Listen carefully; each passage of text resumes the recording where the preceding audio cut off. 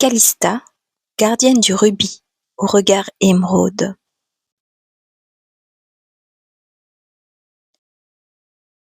L'incarnation suivante me fait revisiter le voyage, la vie nomade, la notion d'appartenance à un clan, l'acceptation des différences et l'amour véritable qui ne demande qu'à se déployer. Un amour si fort qu'il n'y a pas de place pour aucune noirceur. Puis, on me l'arrache, avec violence. S'installe alors la croyance que l'amour inconditionnel et passionnel n'a aucun espace sur Terre parmi les humains. Je suis une jeune fille pleine de vie, artiste, clairvoyante, qui a soif d'exploration et de déplacement. Je viens d'une famille plutôt aisée qui aimerait que je rentre dans le rang en me mariant à un homme convenable de leur point de vue. Je m'ennuie pourtant très rapidement dans les conversations et les devoirs qui pour moi n'ont aucun sens. J'aime la vie des gens du voyage et dès que j'en ai l'occasion, je me mêle à eux pour exercer mes arts. J'aime participer à des rencontres de différentes familles nomades. Étant reconnue par mes talents et mon respect de leurs traditions, je suis invitée à assister à leurs célébrations, des festivités en l'honneur de leur sainte Sarah la Noire. Lors d'une de ces célébrations, aux Saintes Maries de la Mer, je rencontre Sébastiane. Je l'aperçois au loin et tout de suite mon cœur se renverse. Le temps s'arrête. Je l'observe longuement.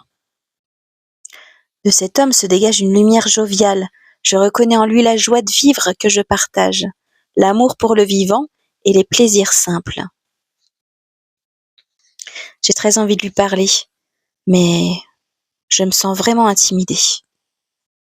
Je suis pourtant habituellement très à l'aise et sociale. Je reste à l'observer de loin en cherchant un moyen de l'aborder sans me croire ridicule. À un moment, je me retourne pour aider une petite fille qui m'appelle. Je le perds de vue.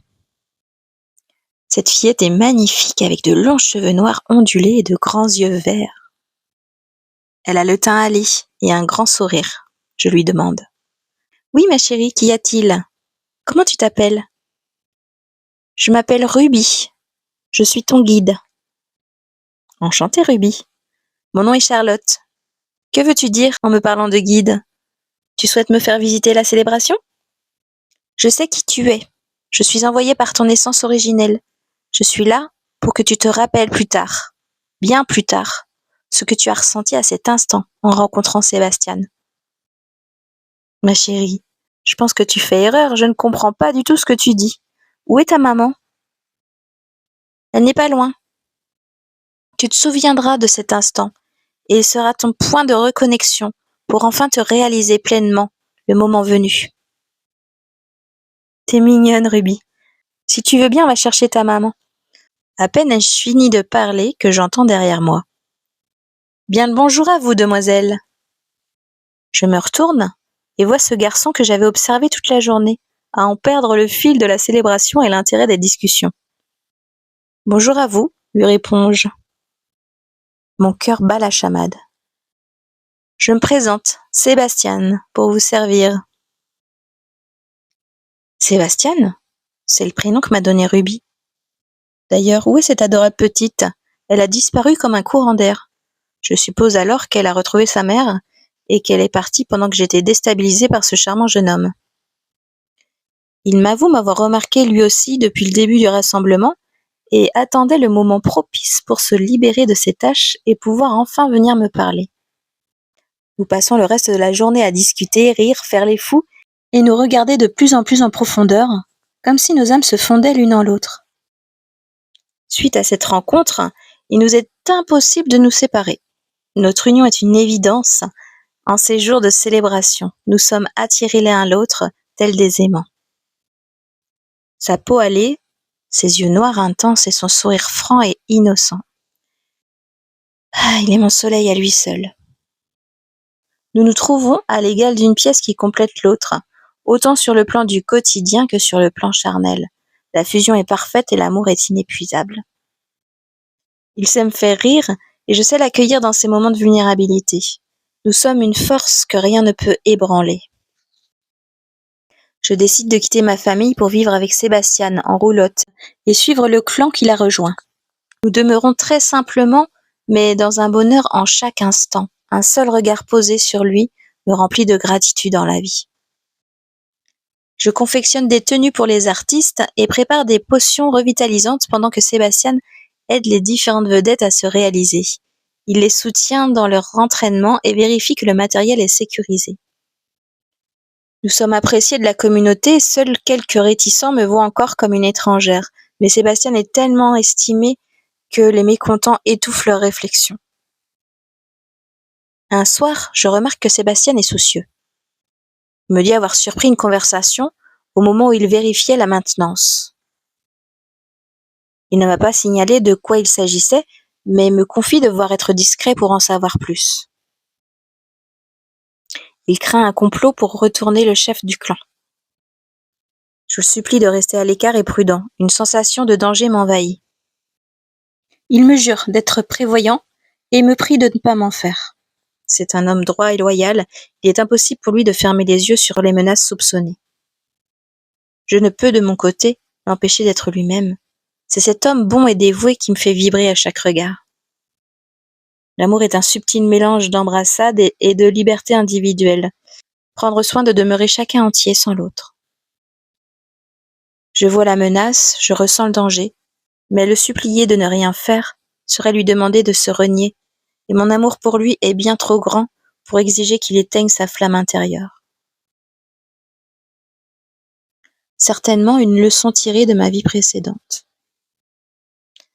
Nous continuons alors notre vie d'amour, de plaisir, de partage et d'accueil de l'autre. Tout est tellement parfait. Il ne me tient pas au courant de ses recherches. Il me dit ne pas souhaiter m'en mêler tant que les choses ne sont pas maîtrisées. Il me certifie malgré cela de prendre toutes les précautions pour lui. Je lui fais confiance. Un matin, à l'aube, nous sommes encore enlacés dans notre couche lorsqu'un groupe d'étrangers enfonce la porte de la roulotte. Je n'ai pas le temps d'avoir tous mes esprits que 3 d'entre eux attrapent Sébastien et le font bondir du lit. Je ne les reconnais pas. Je me redresse, me mets à crier. Sébastien me dit « Ne fais rien ». Les hommes le frappent pendant que 2 autres me tiennent. Je hurle. L'un d'eux me cogne. Puis ils emmènent mon amour, tandis que les 2 molosses continuent à m'agripper. Je les vois s'éloigner avec lui. Je sais ce qu'il se passe. Je pleure de tout mon être. Les hommes ne m'ont pas déshonoré, c'était un règlement de compte entre familles. Jamais je ne reverrai Sébastien. Je n'ai pu aimer aucun autre homme dans cette vie-ci. Je me sentais coupable de continuer à vivre sans lui. Mais je savais au fond de moi qu'il n'aurait pas souhaité que je meure d'amour. J'ai donc continué à vivre, mais j'ai quitté la communauté de Tsigane. Je suis retournée habiter dans ma famille de sang, qui a accepté de m'accueillir à nouveau. S'installe en mon âme un peu plus la souffrance, la perte et l'incompréhension d'une violence que je ne porte pas en moi.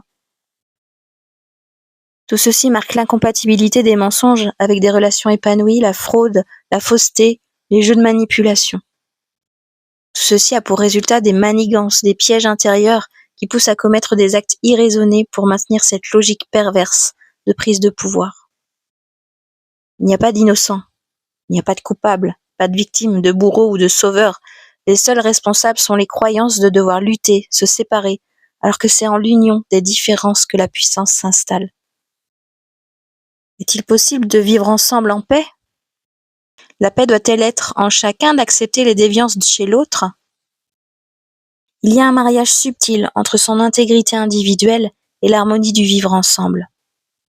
Si chacun retrouve sa puissance intérieure et la joie d'être soi, il restera alors théoriquement à trouver les points de reliance avec les autres individus, assurant de vivre le partage sans pour autant se soustraire les uns les autres. Encourager la découverte de l'inconnu et la valeur de ne jamais figer ses connaissances. À ce moment-là de mes incarnations, cette vie avec Sébastien est semblable à un point d'accroche, à un point d'ancrage à marquer, pour un jour permettre de remettre enfin les choses en ordre.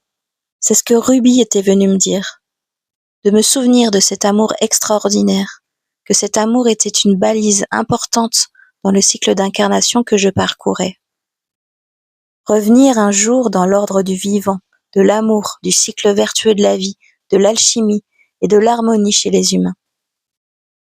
Il est clair que cette expérience est le siège de départ qui réenclenchera cette vie profonde d'être en vie et de profiter de cette chance d'évoluer sur la belle Gaïa, cette planète si riche en possibilités de manifestation.